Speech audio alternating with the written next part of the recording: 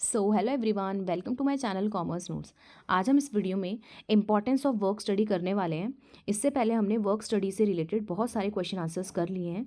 ये आपको चैप्टर है, अलग अलग सेमेस्टर्स में अलग अलग सब्जेक्ट से ये बनता है। बेसिकली हमने यहाँ पे production and operations management subject start किया है, जो कि बीकॉम 5th सेमेस्टर का आपका एक सब्जेक्ट है, उसका ये क्वेश्चन है।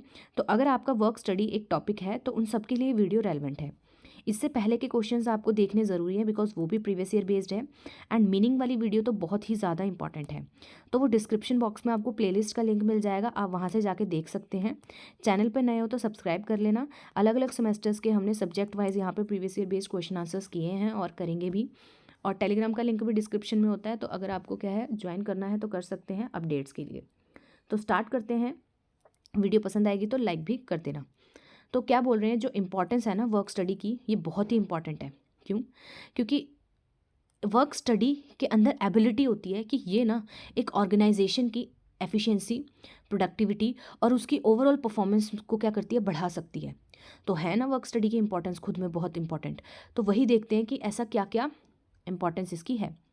पहला तो देखो, अगर वर्क स्टडी करनी इसीलिए ज़रूरी है, इसीलिए ये इंपॉर्टेंट है क्योंकि ना अगर आपको अपनी प्रोडक्शन प्रोसेस में एफिशिएंसी बढ़ानी है तो आपको वर्क स्टडी करनी पड़ेगी, इसीलिए ये इंपॉर्टेंट है। वर्क स्टडी ना आइडेंटिफाई करती है कि कहाँ कहाँ पे क्या है आपका अननेसेसरी वेस्ट हो रहा है, ठीक है, मतलब कि अननेसेसरी टाइम वेस्ट हो रहा है। फिर उसको एलिमिनेट कहाँ कहाँ कर सकते हो आप, जिससे आप क्या है अपने प्रोसेस को और अच्छा बना सकते हो और एफिशिएंट यूज़ कर सकते हो अपने रिसोर्सेज का। पहला पॉइंट। सेकंड पॉइंट है हमारा इंक्रीज प्रोडक्टिविटी। अगर आप वर्क स्टडी करते हो तो इससे जो प्रोडक्टिविटी है ना वो बढ़ जाती है। जब आप ऑप्टिमाइज कर रहे हो वर्क को, आप ये देखते हो कि एक काम को करने का ना एक बेस्ट वे कौन सा हो सकता है, बेस्ट मेथड कौन सा हो सकता है, जिससे अननेसेसरी स्टेप एलिमिनेट होते हैं, कम होते हैं। तो वर्क स्टडी यहाँ हेल्प कर रही है ना ऑर्गेनाइजेशन की कि वो हायर आउटपुट क्या है निकाल सकते हैं सेम और फ्यू रिसोर्सेज के साथ। नेक्स्ट है कॉस्ट सेविंग। वर्क स्टडी है जो, ये आपकी कॉस्ट सेव करवाती है क्योंकि ये वेस्टेज को कम करवा देगी, प्रॉपर यूज़ बता देगी कैसे रिसोर्सेज का करना है, जिससे आपकी प्रोडक्टिविटी भी बढ़ रही है, तो आपकी प्रॉफिटेबिलिटी क्या होगी, बेटर। नेक्स्ट है स्टैंडर्डाइजेशन वर्क प्रोसेस।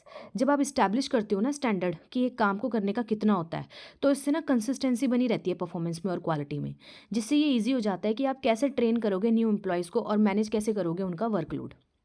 नेक्स्ट है इसकी इंपॉर्टेंस, इन्हांस क्वालिटी। इसमें ना वर्क स्टडी फोकस करती है कि कैसे इंप्रूव किया जाए एक काम करने के मेथड को। वर्क स्टडी कंट्रीब्यूट करती है कि हायर प्रोडक्ट और सर्विस क्वालिटी रहे हमेशा, जिससे कस्टमर सेटिस्फाई रहे, ठीक है। नेक्स्ट इंपॉर्टेंस है इसकी प्रमोट वर्कर सेफ्टी। जब आप एनालाइज करते हो वर्क फ्लो को, इससे ना आप आइडेंटिफाई कर सकते हो कि कौन कौन से पोटेंशियल हैजार्ड हो सकते हैं, फिर ऑर्गेनाइजेशन उस अकॉर्डिंग इंप्लीमेंट करती है सेफ्टी मेजर्स को। देन इससे होगा क्या, रिड्यूस होगा जो भी रिस्क ऑफ एक्सीडेंट और इंजरीज थे। नेक्स्ट पॉइंट है आपका support continuous improvement. Work study ना एक ऐसा कल्चर को बढ़ावा देती है जिसमें आप कॉन्टिन्यूसली इंप्रूवमेंट कर रहे हो। क्यों? क्योंकि देखो वर्क स्टडी में आप रेगुलरली इवेल्युएट कर रहे हो ना एक काम के करने का और बेटर ढंग कौन सा हो सकता है, ठीक है, कितने टाइम पे ये हो रहा है। तो अब होगा क्या यहाँ पे कि जैसे जैसे डिमांड में कोई चेंज आएगा, टेक्नोलॉजी में चेंज आएगा, तो आप तो कॉन्टिन्यूस क्या कर रहे हो, इंप्रूवमेंट कर ही रहे हो, तो तुरंत आप अडेप्ट कर सकते हो। तो बेसिकली ये फ्लेक्सिबिलिटी आपको क्या करता है, प्रोवाइड करता है। नेक्स्ट है आपका facilitate better planning. Work study आपको प्रोवाइड करता है बहुत सारा डाटा, जिसकी हेल्प से आप प्लानिंग अच्छे से कर सकते हो, स्केड्यूलिंग अच्छे से कर सकते हो। इससे ऑर्गेनाइजेशन क्या है अपनी डेडलाइंस को क्या मीट कर सकती है टाइमली, एंड अपने रिसोर्सेज को एफिशिएंटली मैनेज कर सकती है। नेक्स्ट है enhance employees satisfaction. Satisfaction definitely बढ़ती है एम्प्लॉयज़ की, क्योंकि उनको प्रॉपर जो वर्क प्लेस है उस पर सेफ्टी मिल रही है, उनको प्रॉपर स्टैंडर्ड टाइम दिया जा रहा है, ठीक है, तो और उनके लिए जो काम है उसको और इजी तरीके से बनाया जा रहा है। तो इससे क्या है, सेटिस्फैक्शन एम्प्लॉय की बढ़ती है। नेक्स्ट है इन्फॉर्म डिसीजन मेकिंग। जो डाटा मिलेगा ना हमें वर्क स्टडी करके, तो इससे क्या है मैनेजर की भी हेल्प हो जाती है कि वो और अच्छे से डिसीजन मेकिंग कर सके कि कैसे इंप्रूवमेंट करनी है, रिसोर्सेज की एलोकेशन करनी है, स्ट्रेटजिक प्लानिंग करनी है। तो इन समरी हम ये बोल सकते हैं कि जो वर्क स्टडी है ये बहुत ही इंपॉर्टेंट है ऑर्गेनाइजेशन के लिए करनी।